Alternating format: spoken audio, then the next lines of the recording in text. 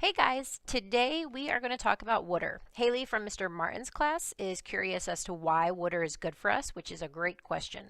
And so let's start with the understanding that water is essential for us. And we've heard that term essential before when it comes to vitamins and minerals that we need in order for our bodies to function.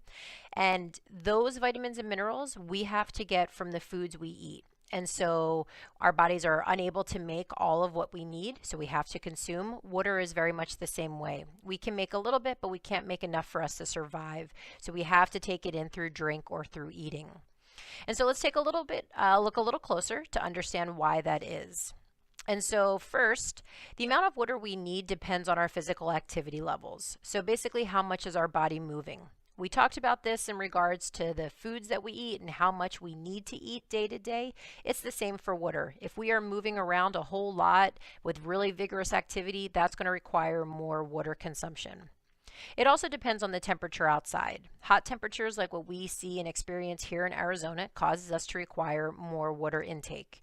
When it's hot, our bodies sweat and we lose water. And this is often how people can become dehydrated. You can also lose water when we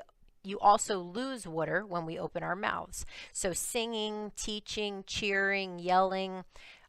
When you open your mouth, little droplets come out, and that is water that needs to then be replaced. Water also depends on our health. So if we're sick, throwing up, or going to the bathroom a lot, we definitely need to take in more water. So next, let's look at some of the reasons why water is necessary for us. So water is necessary for digestion. It helps us to dissolve the foods that we're eating to help break it down. It helps to absorb nutrients, and it also helps to transport those nutrients throughout our body.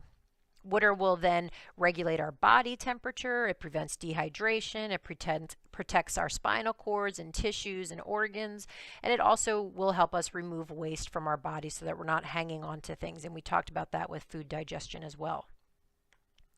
So let's also talk about some tips that will help us stay hydrated. So the most important tip is to drink water when you're thirsty. I like to carry a water bottle with me. This helps because when I am teaching, I'm talking a lot, I'm moving a lot around the classroom, and it helps me to stay hydrated. You also want to choose water over other drinks, especially when you're thirsty. Although water is obviously in juices and teas and sodas, regular water will always be the better option. Plus, there's no added sugars when you're just drinking water.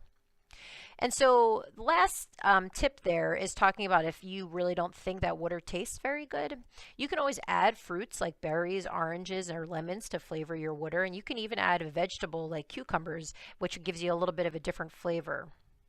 So one last thing I wanted to mention is that we do get water from some of the foods we eat. And so down below here on the slide, you can see the top 3 vegetables in terms of how much water they have in them, and then the top 3 fruits that also have a high amount of water in them.